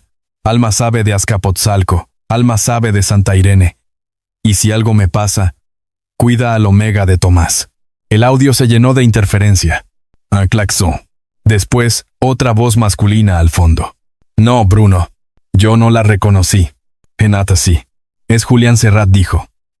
El subsecretario de Seguridad, que estuvo en la recepción. Dos no trasco. Entiendo rascurmo. Unos estarto. El mismo hombre al que yo vi sonriendo con copa en mano 2 noches antes. De pronto el mapa se hizo más grande. Ya no era solo una pelea familiar. Era empresa. Gobierno. contratos y una tecnología construida sobre identidades robadas y muertos útiles. Renata cerró la laptop con suavidad. Van a intentar el lanzamiento mañana en la Expo Nacional de Seguridad. Bruno presentará la nueva versión del sistema frente a inversionistas, prensa y funcionarios. Si logran firmar ahí, el caso se nos va a volver un escándalo más fácil de ahogar entre contratos. León asintió lento. Entonces los reventamos en su escenario. Renata me miró. Y esta vez no va a bastar con que imites una voz. Sonrió de una forma peligrosísima. Necesitamos que les enseñes a todos, en vivo, que su verdad cabe en una garganta prestada. Ahí entendí cuál iba a ser mi lugar en la caída. No como fantasma, no como reemplazo, no como herramienta de duelo, sino como la prueba viviente de que habían construido un imperio entero, confiando en que nadie sería capaz de demostrar lo fácil que era robar una voz. Y si algo había aprendido sobreviviendo de trabajo en trabajo, era esto. La gente poderosa teme mucho más al ridículo público que a la culpa privada. Parte 8. Me convirtieron en escándalo nacional antes de que pudiera hablar. No nos dejaron llegar limpios a la expo. Por supuesto que no. A las 9 de la mañana del día siguiente, antes siquiera de que termináramos de armar la estrategia, mi cara ya estaba en todas partes. Portales digitales, cuentas de chismes empresariales, 2 noticieros de mediodía y media docena de hilos en redes. En algunos salía entrando a la mansión, Armenta aquella primera noche. En otros, bajando del elevador junto a León. En uno particularmente sucio, habían editado audio mío imitando a Gael sobre imágenes de archivo del funeral. El titular más repetido era casi brillante en su crueldad. ¿Manipulación emocional? El misterioso imitador que controla al heredero Armenta. Vi mi nombre completo junto al de mi hermana. Junto al del hospital. Junto a fotos viejas de mi madre cargando bolsas del mercado. Hasta encontraron un video de una entrevista universitaria donde yo hablaba de actuación vocal. Obsesionado con otras voces desde joven, decía un comentarista. Tuve ganas de vomitar. Apagué la pantalla. Demasiado tarde. La humillación ya estaba adentro. Fueron por ti antes de que saliéramos, dije. León estaba al teléfono ordenando retiro de notas. Medidas cautelares. Acciones penales. No levantó la voz, pero el aire a su alrededor ya olía a tormenta. Lo sé. No. Me puse de pie de golpe. No me digas, lo sé como si esto fuera daño colateral. Estaban esperando un monstruo y yo les serví perfecto. Omega pobre, actor, voz falsa, casa de alfa poderoso. Es pornografía social para esa gente. León colgó. Cruzó el estudio hacia mí. Mírame. No quiero que me mires. Precisamente por eso. Lo hice. A la fuerza. Su voz salió baja y firme. Ellos quieren 2 cosas de ti. Vergüenza y silencio. La vergüenza ya la intentaron. El silencio depende de lo que hagas ahora. Me reí sin humor. Qué inspirador. No estoy inspirándote. Estoy recordándote quién eres antes de que esa mierda en pantalla lo decida por ti. Eso me pegó peor que cualquier consuelo, porque tenía razón. Y yo lo odiaba por tenerla. Renata entró en ese momento con una tablet, 2 cafés y la serenidad ofensiva de la gente que funciona mejor cuando todo arde. Ya sé cómo le damos la vuelta, dijo. Mendoza bufó. Además de incendiar la expo, eso queda como plan B, respondió ella. Nos enseñó el programa oficial del evento. Bruno abriría la demostración de Armenta Voice Shield a las 6 de la tarde ante prensa, inversionistas y funcionarios. Alma daría discurso institucional. Serrat firmaría una carta de intención pública con el gobierno federal para ampliar el piloto. Ellos van a usar a Nico como prueba de manipulación emocional, dijo Renata. Nosotros vamos a usar a Nico como prueba técnica de fraude estructural. Yo fruncí el ceño. Y si nadie me cree, te van a creer si les demuestras en vivo que su sistema estrella se puede burlar con una garganta entrenada, y 2 minutos de audio público, contestó ella. León negó. Es demasiado riesgo. Si algo sale mal, lo exponemos aún más. Si no lo exponemos nosotros, ellos ya lo hicieron, dijo Renata. El silencio me dejó escuchar mi propio pulso. Yo sabía que venía. Sabía qué quería ella de mí. Lo mismo que yo ya había empezado a entender desde la primera noche, que mi talento no servía solo para sobrevivir alquilando voces. También podía volverse cuchillo. El problema era otro. Si hago esto, dije, me voy a quedar para siempre como el Omega que imitó voces en la caída Armenta. Ya no voy a volver a trabajar normal. Jamás. Nadie respondió de inmediato, porque esa era la verdad. León sí habló al final. Si decides no hacerlo, busco otro camino. Lo miré. ¿Hay otro? Tardó un segundo de más. No tan rápido. Ya. Eso era todo. Respiré hondo. Me senté y tomé el café que Renata me había traído. Bueno, dije. Entonces vamos a arruinarles el lanzamiento. Las siguientes horas fueron un delirio de preparación. Julia consiguió credenciales. Mendoza armó rutas. Renata recopiló fragmentos públicos de voz de Alma, Bruno y Serrat para que yo pudiera moverme dentro de sus patrones sin fallar. León se encargó de blindar legalmente la filtración de Gael para que, cuando explotara el escándalo, no pudieran enterrarlo como material hackeado sin origen. A las 4 de la tarde, cuando ya estaba vestido para salir, me encontré solo en la sala de música. No sé cómo llegó León ahí. Solo sentí su presencia en la puerta. Traía el saco puesto, el rostro afilado por el cansancio y esa calma suya que siempre aparecía justo antes del desastre. «Todavía puedes bajarte», dijo. «No quiero. No dije que debieras. Dije que puedes». Apoyé las manos en el piano cerrado. ¿Sabes qué es lo más asqueroso de todo esto? Que tenían razón en algo. Sí puedo sonar como otra gente. Sí puedo abrir puertas que no son mías. Sí puedo volverme fantasma si me pagan lo suficiente. León caminó hasta quedar frente a mí. «No, León, no». Su voz fue firme, pero no dura. «Ellos usan voces para borrar personas. Tú vas a usar la tuya para devolverles nombre». Se me cerró la garganta. Eso sonó demasiado bonito para un hombre que hace 3 semanas daba miedo hasta en silencio. Sigo dando miedo, sí, pero ahora con mejor intención. Su boca quiso sonreír. No llegó tan lejos. Nico dijo. Y el modo en que dijo mi nombre me desarmó más que cualquier declaración. Si esta noche sales conmigo, sales a mi lado. No detrás. No escondido. No como herramienta. Yo tragué saliva. ¿Y si preguntan quién soy? No vaciló. El hombre que eligió quedarse cuando mi propia sangre estaba ocupada vendiéndome.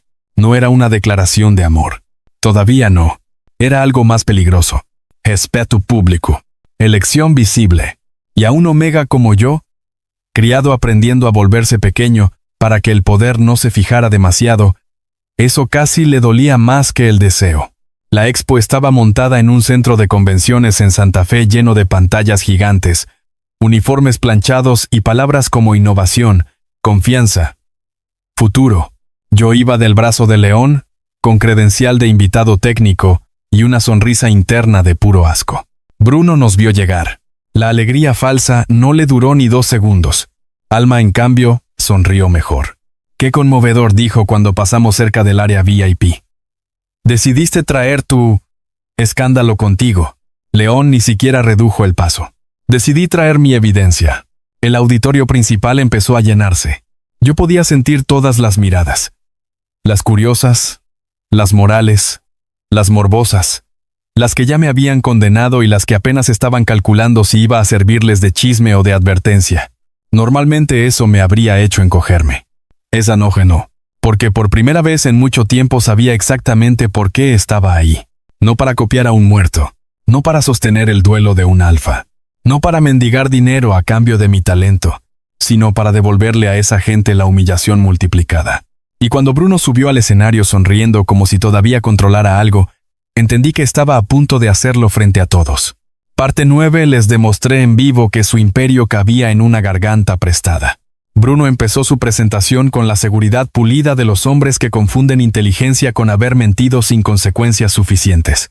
Pantallas negras. Gráficas limpias. Frases huecas sobre el futuro de la seguridad biométrica. El logo de Armenta Voice Shield, girando detrás de él como si el diseño elegante pudiera esconder la cantidad de cadáveres que llevaba debajo. Yo escuchaba desde la fila central, junto a León y Renata. El futuro de la autenticación ya no depende de contraseñas ni de dispositivos vulnerables, decía Bruno.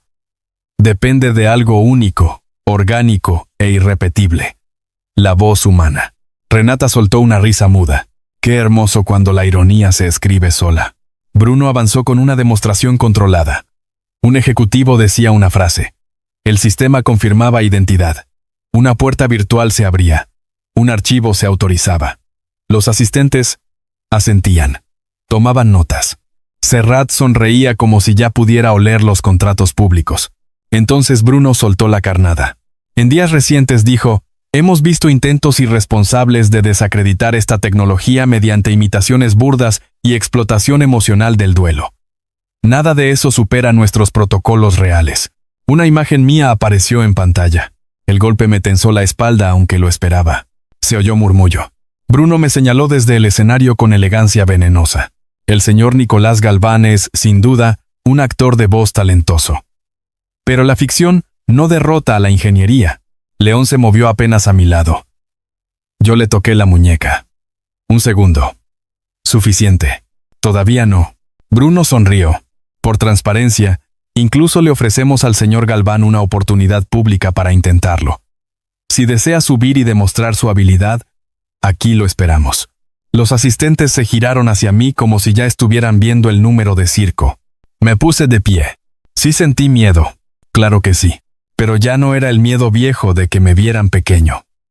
Era el miedo nuevo. Más limpio. De saber que esta vez me estaban viendo entero. Subí al escenario. Los flashes se dispararon. Bruno me tendió la mano como si fuera anfitrión de un concurso. No la tomé. Gracias por la invitación, dije al micrófono con mi voz normal. Es un gusto que los criminales por fin confíen en los artistas. Hubo un murmullo fuerte. Varias cabezas se levantaron. Bruno sonrió sin dientes. Tenga cuidado con las palabras, señor Galván. Como ustedes tuvieron cuidado con las voces ajenas, no lo dejé responder. Me giré hacia la pantalla principal. Voy a hacer algo muy sencillo. Le pido al sistema un solo favor. Que no se ofenda cuando lo haga quedar como juguete caro. Bruno intentó intervenir. Renata ya había enviado la señal. El sistema central quedó vinculado a una terminal alterna oculta detrás del escenario. Julia se encargaba desde control técnico. Mendoza vigilaba salidas. León seguía abajo, sin apartarme la vista de encima. Respiré. Miré al panel de autenticación. Y hablé con la voz exacta de Bruno. Autoriza acceso interno completo. Nivel demostración. Código vértice. Luz verde. Varias personas se inclinaron hacia adelante. Sonreí apenas. Luego usé la voz de Alma. Abre archivo confidencial Marfil. Para revisión ejecutiva. Luz verde otra vez. Ahora sí el auditorio se agitó. Bruno dio un paso hacia mí. Eso estaba preconfigurado. No demuestra. Lo corté usando la voz de Serrat. Transferencia piloto aprobada. Liberen anexo de custodias federales. Luz verde. El murmullo se convirtió en ruido. Me acerqué más al micrófono. Esto dije con mi voz es lo que ellos llaman irrepetible. Señalé la pantalla. 3 voces. 3 accesos. 3 niveles. Ninguno seguro. Y eso, usando muestras públicas y entrenamiento artesanal. Imaginen lo que pueden hacer quienes diseñaron el sistema desde adentro. Renata lanzó entonces el primer video de Gael. Su voz llenó el auditorio.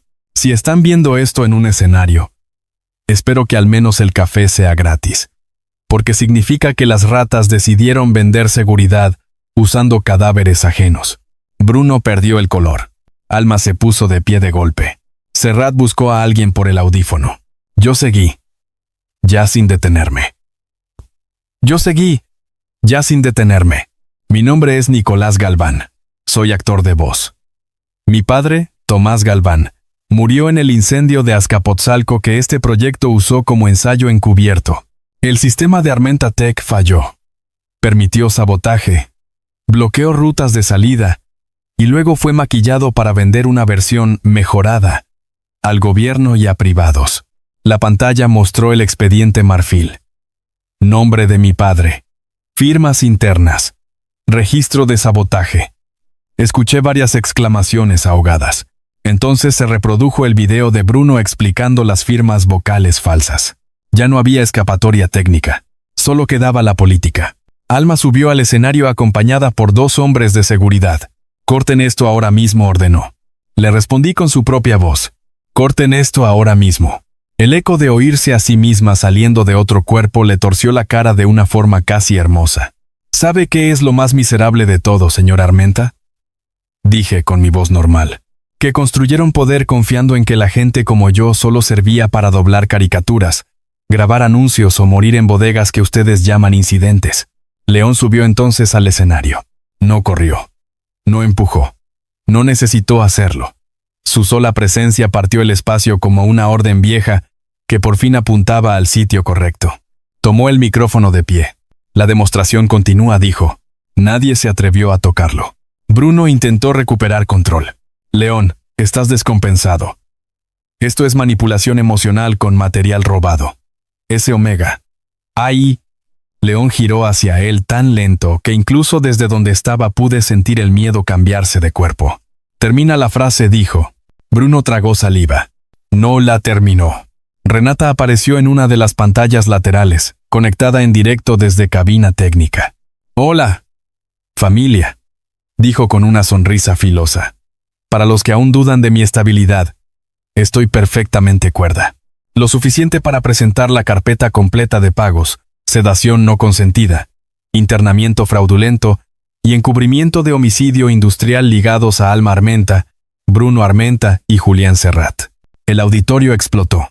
No en aplausos, en caos. Periodistas levantándose. Funcionarios llamando a sus equipos. Inversionistas retrocediendo. Seguridad sin saber a quién obedecer. Un camarógrafo casi se cae intentando enfocar a Bruno y a mí en el mismo plano. Y aún así, en medio de todo eso, hubo un segundo cristalino en el que solo existieron 3 cosas. Mi respiración, la mano de León, tomando la mía frente a todo el auditorio, y su voz diciendo mi nombre al micrófono. «Nicolás Galván no es mi manipulador», dijo. «Es el testigo que mi empresa intentó fabricar como fantasma y terminó convirtiéndose en la única voz que no pudieron comprar. Nunca me habían defendido así. No en público, no sin avergonzarse después». La frase me atravesó de punta a punta. Bruno aprovechó el caos para huir por el lateral del escenario. Mendoza lo vio primero. «Se mueve». Serrat también intentó salir. Alma gritó órdenes que ya nadie obedecía. Yo pensé que todo había terminado ahí. Me equivoqué. Porque cuando Bruno se vio acorralado, hizo lo único que siempre hacen los cobardes con acceso a tecnología. Intentó apagarlo todo. Y con todo no me refiero al escenario.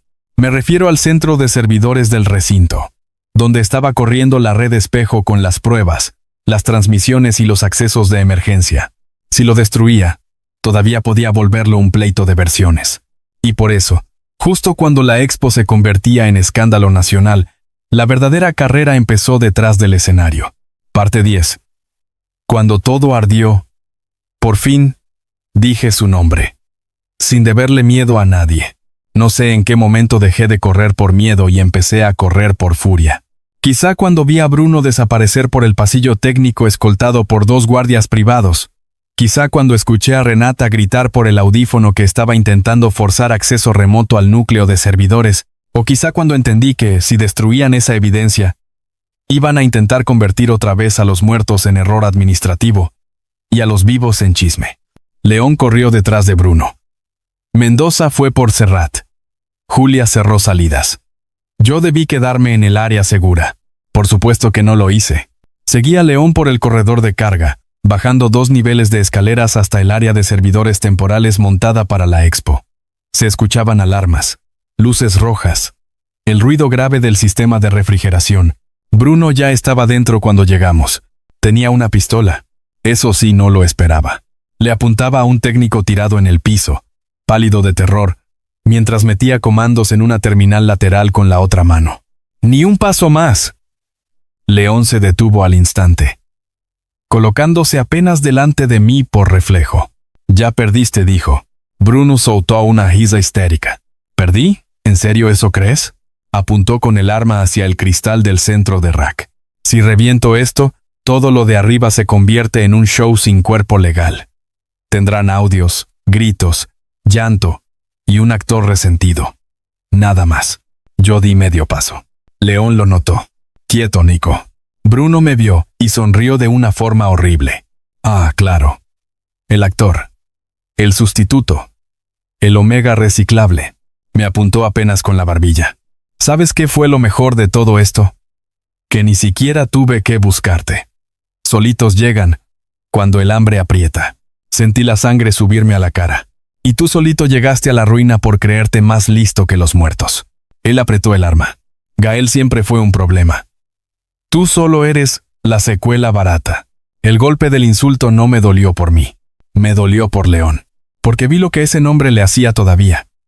Vi el instante exacto en que el alfa más controlado que conocía estuvo a punto de tirarse sobre Bruno sin importar la bala. Entonces entendí algo. Si León atacaba, Bruno disparaba. Si Bruno disparaba, podía matar al técnico, a León o a cualquiera de los tres. Y si yo hablaba, bueno, para eso me había partido la garganta toda la vida. León todavía estaba calculando el ángulo cuando yo di un paso lateral y hablé con la voz exacta de Alma. Bruno. Baja el arma. Orden directa. El cuerpo de Bruno reaccionó antes que su cabeza. Solo una fracción de segundo. Suficiente. León se lanzó. El disparo se fue alto y rompió una luz del techo. Bruno cayó contra la consola. El arma se deslizó. Yo me arrojé hacia el técnico para sacarlo del paso mientras los dos forcejeaban contra el metal. Bruno no peleaba como León.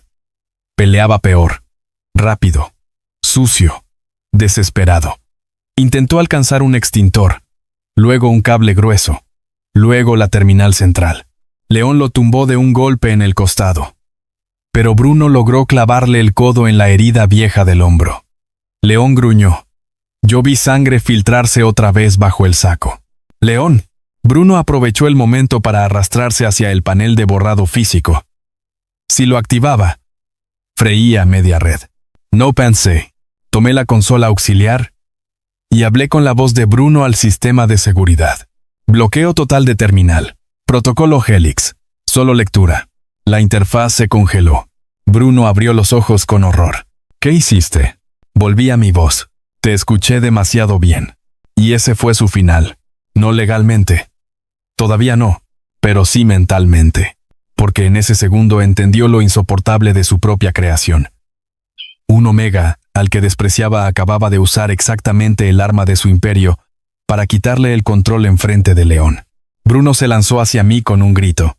León lo alcanzó a mitad de camino y lo estampó contra el vidrio del rack con una fuerza que hizo temblar toda la sala. No lo siguió golpeando. No hizo falta. Le sostuvo el cuello de la camisa, respirando duro, y lo obligó a mirarlo. Dime la verdad, murmuró. Bruno se rió con sangre en la boca. ¿Cuál? ¿La que no soportaste? ¿O la que todavía finges no entender? León apretó más. La noche del choque. Bruno sonrió peor.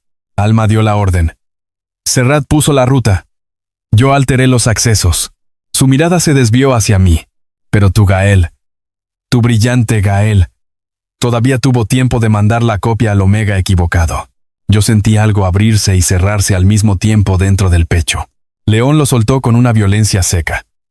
Mendoza entró justo entonces con 2 agentes ministeriales y Serrat esposado. Julia venía detrás, hablando con Fiscalía por línea segura. Lo tenemos todo, dijo Renata por el audífono. Transmisión, respaldos, replicación en 3 nubes y una copia fuera del país. Ya no pueden borrarlo. Bruno fue detenido ahí mismo. Serrat también. Alma cayó 20 minutos después intentando salir por el estacionamiento de invitados con una laptop y un teléfono desechable. Lo lógico sería decir que, cuando se llevaron a todos, yo sentí triunfo. No fue eso. Sentí cansancio. El tipo de cansancio que llega cuando una verdad larguísima por fin deja de ser tarea tuya y se convierte en peso compartido. Me senté en el piso técnico, apoyado contra la pared, mientras paramédicos entraban y salían revisando a medio mundo. León seguía de pie, negándose a que le tocaran el hombro hasta que yo lo miré. Solo entonces se dejó revisar. Eso me dio una ternura tan absurda que casi me enojé. Cuando por fin nos quedamos solos unos minutos en un pasillo lateral del centro de convenciones, ya era de noche. Afuera seguían las cámaras, los gritos, las unidades, los abogados, el fin del mundo elegante. Adentro solo estábamos nosotros dos. León tenía el saco abierto, el vendaje nuevo asomando bajo la camisa y una expresión imposible, agotado, triste, furioso y extrañamente en paz por primera vez desde que lo conocía. Yo apoyé la espalda en la pared. ¿Y ahora qué?, pregunté. Él me miró largo. Ahora viene lo difícil. ¿Más? Sí. Vivir después. Eso me dejó callado, porque tenía razón otra vez. La caída, el escándalo, la venganza, la evidencia. Todo eso había sido el incendio. Lo demás era aprender qué hacer con las cenizas. León dio un paso hacia mí. Nico. Mi nombre en su boca ya no dolía. Ya no comparaba. Ya no suplía. Simplemente era mío. No sé cómo hacer esto bien, dijo. El duelo, la culpa, la empresa, tú, nada. Bajó un poco la voz, pero sí sé una cosa. No quiero volver a oírte pensar que estabas aquí para sustituir a nadie. Yo bajé la mirada un segundo y luego la levanté. Entonces, no me pidas que sea versión curada de tu desastre. Su respuesta fue inmediata. Te quiero completo. Justo porque también eres un desastre. Me reí. Un poco roto. Muy cansado. Eso sonó casi romántico. No me presiones, sigo aprendiendo. Lento, pero funcional. León se acercó hasta quedar a una respiración de distancia. Nico. ¿Sí? Gracias por quedarte cuando ya sabías quiénes éramos. Negué apenas. No me quedé por ustedes. Lo sé. Me quedé por mi padre. Por Gael. Por Renata. Lo miré fijo. Y luego me quedé por ti. Hubo un segundo limpio. Entero. Después León me besó otra vez. Sin fantasmas. Sin consolas. Sin micrófonos. Solo con esa forma suya de besar, como si no quisiera tomar algo, sino aprender a sostenerlo. Le respondí con la misma honestidad feroz con la que había sobrevivido hasta ahí. Afuera, el apellido Armenta se partía frente a cámaras y demandas.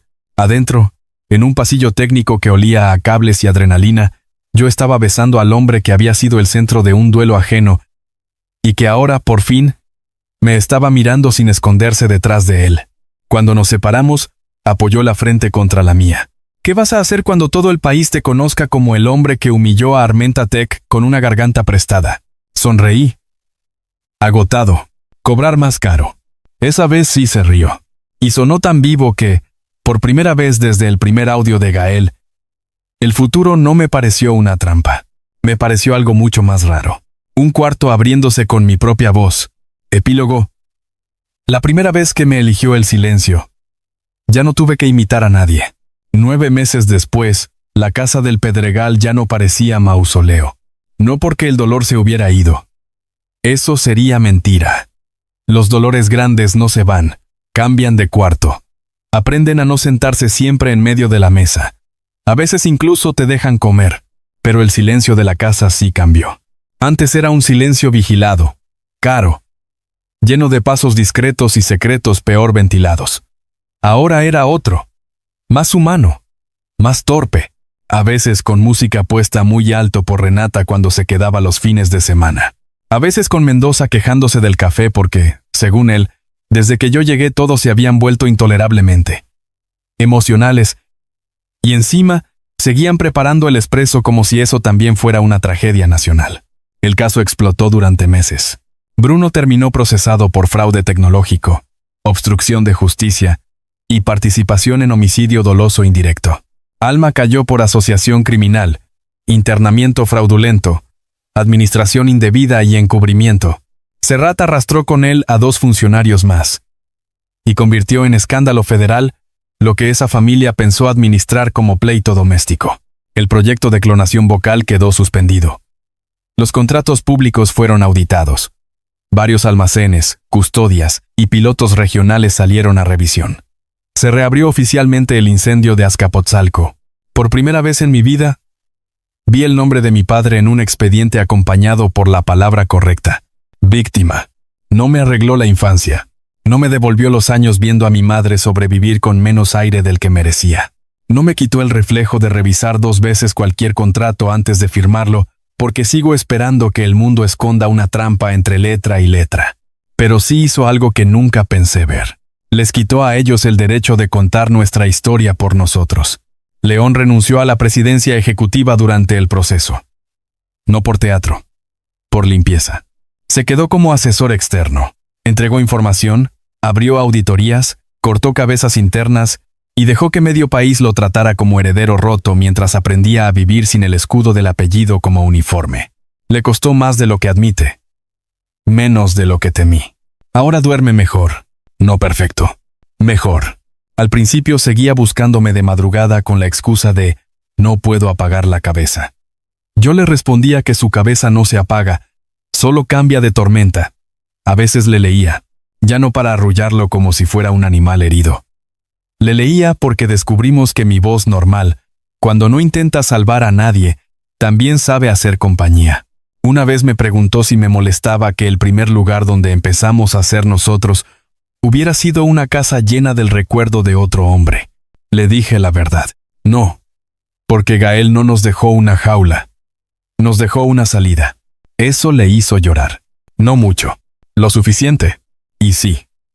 Verlo llorar seguía siendo una experiencia rarísima. En alguien que parecía diseñado para negociar con países. No con emociones. Renata salió limpia. Más o menos. Nadie sale limpio de una familia así. Pero ella volvió a respirar con la espalda libre. Ahora dirige un archivo independiente con el material periodístico y sonoro que Gael dejó, además de coordinar el fondo de apoyo legal para trabajadores afectados por tecnologías de seguridad defectuosas. Le puso un nombre que me hizo reír la primera vez que lo vi impreso. Proyecto Voz Propia. Según ella, si la tragedia no se resignifica con buen marketing, se desperdicia. Yo dejé de aceptar trabajos donde me pidieran sonar como alguien más, sin explicar para qué. También dejé varios de los viejos estudios comerciales. No fue una decisión heroica. Fue simple cansancio. Después de todo lo que pasó, ya no podía entrar a una cabina, ponerme audífonos y fingir que la voz es solo un oficio limpio. Sé demasiado. Escucho demasiado. Así que abrí otra cosa. Con dinero de la indemnización del caso Marfil, con una aportación silenciosa de León, que fingí no notar hasta que vi su firma camuflada detrás de un fideicomiso aburridísimo, y con la terquedad absoluta de no volver a mendigar permisos, monté un estudio propio. Pequeño, hermoso. Le puse Tomás. Por mi padre. No como monumento triste. Como espacio de trabajo. Grabamos audiolibros, restauramos archivos de familias obreras, producimos piezas documentales y damos becas a chavos de actuación vocal que vienen de donde yo vine. Lugares donde te enseñan a bajar la voz antes de enseñarte a usarla. El día que colgamos el letrero, mi madre no estaba. Mi padre no estaba.